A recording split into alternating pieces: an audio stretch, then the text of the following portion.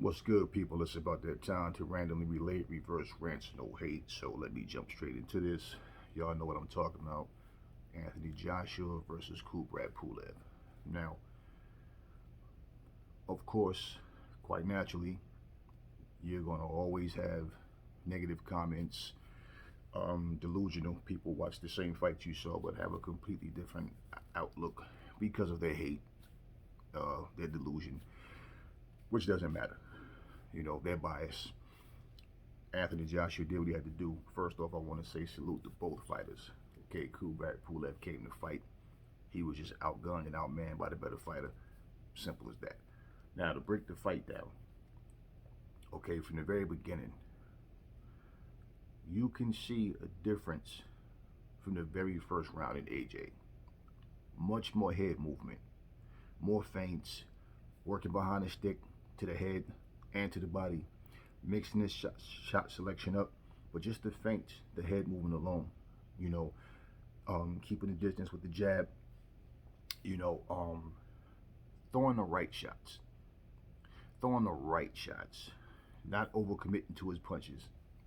And pretty much, I remember when he had a training video, he was throwing his left hook, power left hook real hard. People were saying, oh, you see how he's overcommitting to that punch? Bro, you're hitting a bag. Okay, it's good to throw shots in a way where you're gonna throw them in an actual fight, but understand too, what you're doing is you're maximizing your power. You're hitting as hard as you can. That torque, that twist that you get, you know, and you know you're throwing the shot right. It's also muscle memory, so when you're in a fight, you'll throw that punch, and you don't have to look for it. It'll automatically come out the way you want it to. He wasn't overcommitting to his punches. He looked good, man. Pubrat Pulev is a tough guy. Okay, he came to fight. He did a lot of dirty tactics. He was trying to get under Anthony Joshua's skin. Okay, pretty much when you see a guy doing that, that's a sign right there that they're trying to get you out of your game plan. It's not that when he kept constantly, every time they would come in, he wasn't doing this, he was doing this. Okay, he was literally reaching behind, hitting Anthony Joshua in the back of the head. And AJ was doing it back to him, of course. The referee gave several warnings. It got to the point, like I said, you could see he was irritating AJ. But a couple of times he got to him, you could see where AJ, he would do it back. AJ dropped him, you know, twice in the third round.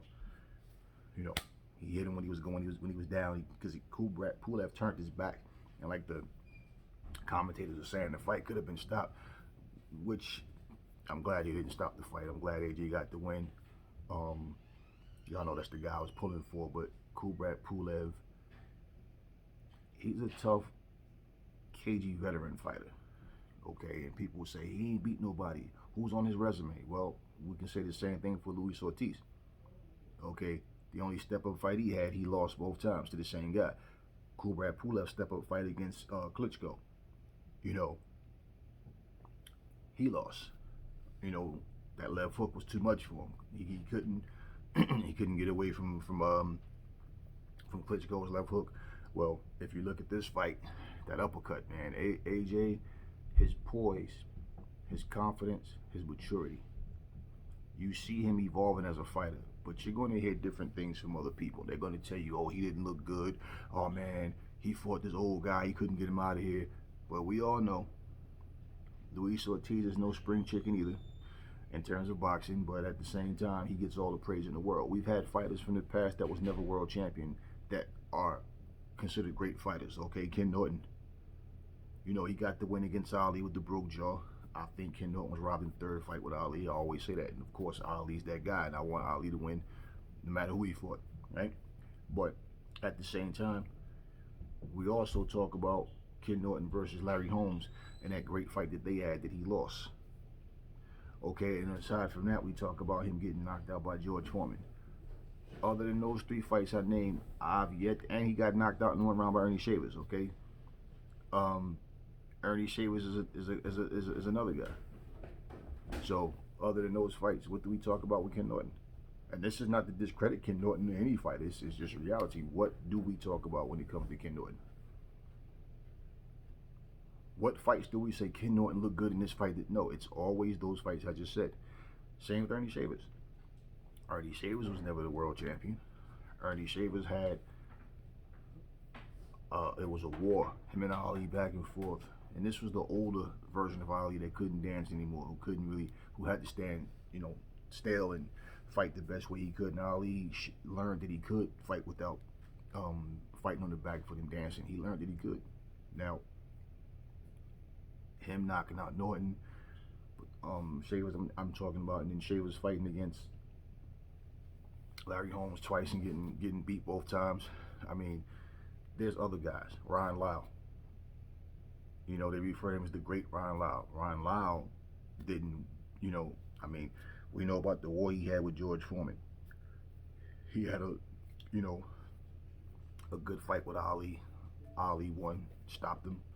You know what I'm saying? But at the end of the day, is what I'm saying. So now, because it's Anthony Joshua, now the haters are going, well, Pubrat Pulev never beat anybody. Pubrat Pulev. There's many fighters on your top 10 or top 5 or whatever list right now who hasn't accomplished a whole lot. But you like them as fighters. So we're going to just completely look at those comments for what they are. Nothing but bias, hate towards AJ, and just ridiculous nonsense. And people who don't really know nothing, don't understand even what they're talking about. If you think AJ didn't look good, AJ showed head movement. He showed movement when he needed to. He used the jab upstairs, downstairs. He worked off the jab. The uppercut was on point. Remember that same uppercut? When he hit Klitschko and made his neck look like it was 12 inches longer? That same uppercut. And Pubrat Pulev couldn't get out the way of it. He dominated the fight. Pretty much I felt like he won every single round. But because people they're not really familiar with Pubrat Pulev. And of course, over in the States, when people come from other countries, it's like there's a select few that get the nod from the fan base. Not so much commentators, but the fans over here, they're kind of like, I don't know that guy. So who is he? So they're looking at Pubrat Pulev, calling him old. He's younger than Luis Ortiz. I mean, let's be realistic. When Klitschko fought against AJ, Klitschko was hungry. He was ready that night. He just got outgunned, and it just came down really to stamina, who was more fit, who was able to keep going. I mean, and look at what AJ accomplished that night. But instead of looking at that as a great fight, people want to look at it and say, oh man, he was exposed. Because people don't know how to enjoy a fight anymore. I can enjoy a fight and understand what it is. Look at the fight for what it is. Who brought what that night. Every fight is not going to be the same. So, the stupidest comment that I've heard of the whole night, though, was AJ better stay far away from Fury and Wilder. How ignorant is that? The unified champ of the world. First off, he looked good in that fight. Okay? Got the knockout win and showed a lot of poise, patience, like I said, maturity. He was responsible on defense, slipping a lot of big shots, and he looked solid offense and defense. Why would the unified champ of the world not want to fight either one of those guys? Correct me if I'm wrong, but the last time we saw Deontay Wilder, he was getting the snot beat out of him by Tyson Fury. Didn't have answers for nothing. Can't fight on the back foot, can't fight on the front foot, just he needs you to cooperate. Stand there and do nothing, catch you sleeping, and then catch you with the right hand. From the very first round, jab right hand, all night long going to his bread and butter, right? And it wasn't working for him. Okay, so, right, he needs to really worry about him. Stay away from him because he's the same fighter he always was, jab right hand, right? Well, Tyson Fury didn't look good against Otto Wallin. People said the same things about Tyson Fury. He won't beat Dillon, he won't beat Wilder, he won't beat AJ, right? Okay. Gervonta Tank Davis, fought against Gamboa. And people started saying, oh man, he better stay away from anybody at his the top guys in his weight class. He's overrated, he was exposed, or same exact thing. He came back, knocked out Leo Santana Cruz in a devastating fashion. Now all of a sudden, yo, people better leave Tank Davis alone. Devin Haney was getting a big buzz. He fought a fight, looked good boxing, but power didn't look that impressive against Gamboa, right? So now all of a sudden, Devin Haney's under the bus.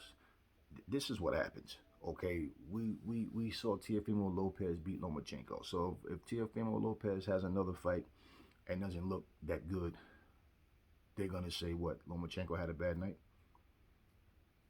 It's always like a seesaw when it comes to fighters. They look at your last performance and everybody wants to start talking. It's usually the people that don't like you. That's all that is.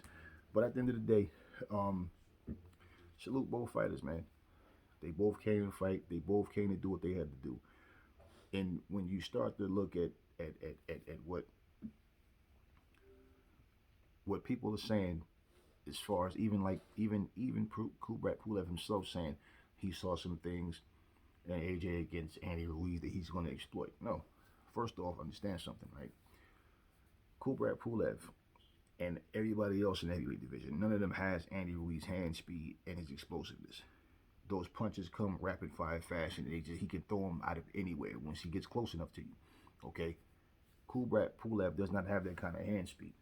So for him to even imagine, that he can go in there and do the same thing. Well, what happened in the rematch? And I don't want to hear nothing about Ruiz wasn't trained. No, the whole point in the rematch is this: AJ was different, but people don't want to say that. Okay, just like in the rematch with Fury and Wilder, Fury was different, but people don't want to say that. So when you look at what's the guy's name? Was it Lionel Butler? What was his name? I forget his name. The guy that said, remember the big Afro man back in the day, fought Mike Tyson. I believe I punch just as good as Mike Tyson, if not better. I believe I punch better than him and just as fast too. Right. From the outside looking in, it looks like that. But you don't have the ability of certain opponents. So here's fighters thinking that they're better than what they are. And you think because Andy Ruiz was able to get to AJ, look at Joseph Parker and anybody else that fight Andy. Andy's always the one coming forward. His opponents are the ones moving back. It's just his style. Just like Mike Tyson, you never saw Mike Tyson fight people backing up. Mike was always going forward.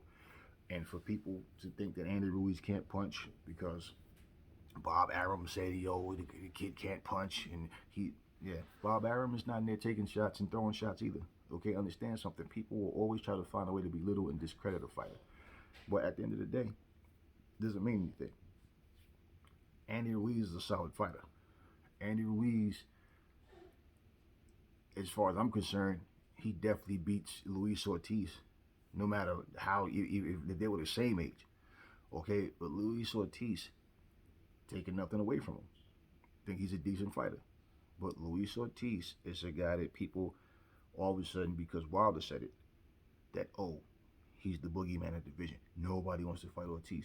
How many offers have you heard Team Luis Ortiz, Team Ortiz giving out to anybody in the top fighters? I want to fight this guy. I want to fight that guy. Yeah, he says he want to fight these guys, but how is he promoted? You don't hear anybody making offers from that team, right? So when he did get the offer from AJ, he chose to fight Wilder. And for less money. So what does that tell you? So at the end of the day, every time a fighter says, or a commentator, anybody, when they doubt another fighter, you gotta look through your own vision of what you see. Not listening to people that want to try to knock a fighter.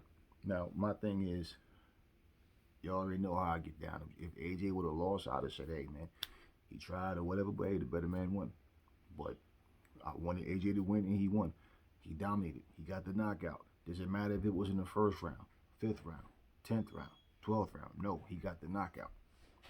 Okay, and pretty much for people that saying that he won't beat Fury or he won't beat Wilder, well, that's what we want to see them fight for, so we'll know who the better fighter is. We want to see a great fight. See, me, I like to enjoy boxing. I don't like to do the soap opera thing of pointing the finger at this guy, that guy, and trying to find who's going to beat this guy, and he's going to beat this guy. He won't beat this guy because of, no. So we don't do that. What we're going to do is hopefully, we get AJ versus Fury. And, I heard something about a 2-fight deal being in the works. I don't know if that's concrete, so I'm not going to really talk about that. But plain and simple, I hope we get AJ versus Fury for Undisputed. Wilder needs to take care of business in his comeback fight. And if he does so, um, you know, the way I see it, I don't know if Dillian White is going to get overlooked, if he's going to get jumped though, because what I'm understanding, the understanding we always had was that if Dillian White was in line to fight Tyson Fury, okay, or Deontay Wilder, whoever had the WBC strap, we know that that's Fury. So I don't think that White should be overlooked or Povetkin, because to be honest with you, if he beats him again, he already has that position. So then that means he would deserve that spot. Plus, let's not forget, Usyk is supposed to be the other mandatory for Joshua. So if that fight was to happen, it would be after that mandatory taken care of, and I don't think, obviously, Fury doesn't want to just sit back and wait.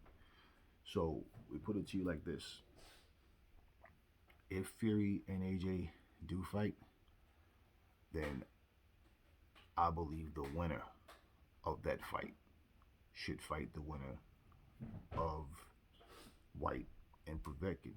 But because AJ's tied to a mandatory, I don't see him fighting Fury first. I don't think it would be wise for him to give up his title just so he could fight Fury, to be honest with you. Handle your mandatories, be patient. You know, we get the Fury fight, fine. But as far as Wilder, just for the sake of throwing him in there to say, oh, we got the fight. No, this is a business where you're about earning your stripes. And then when you tell people, I can freeze you out, I'll freeze you out for 2 years, and, you know, things like that, nobody's ducking him. Nobody's afraid of him. It's the point of, you know what? Things happen in a certain order. Okay? Things happen in ways where it's beneficial for the fighter, the promoters, the fans, not just for no one particular fighter because he thinks he deserves a shot. I would love to see that fight. Not because I think it's going to be competitive, but I would love to see Joshua versus Wilder, finally. But I'll tell you what. Pause. So, like I was saying, people, nobody is ducking in that sense. We already know. We know who was ducking because we know what was said out of the horse's mouth. That's not what I'm getting into. I just want to basically get these things out and say these things because when fights don't happen, people love to jump to a narrative that support their ego and their bias, okay? But let's be realistic, okay? If anybody watch AJ fight and think AJ's not ready for Fury or Wilder, you're delusional. You're delusional, especially for Wilder, because the only way Wilder can win is if he can knock AJ out. That's the only way he's going to beat AJ. Fury has changed his style because Fury's not what he used to be with his movement. If you look how fast he was on his feet against Klitschko, and look at now, he's changed his style. So he's evolved into a different type of style, and he's using his size and weight to his advantage. So it should be interesting to see how things go. But shout out, salute to Anthony Joshua and Pubrat Pulev. They both came to fight. The better man won. Is as simple as that. I will catch y'all in the next video.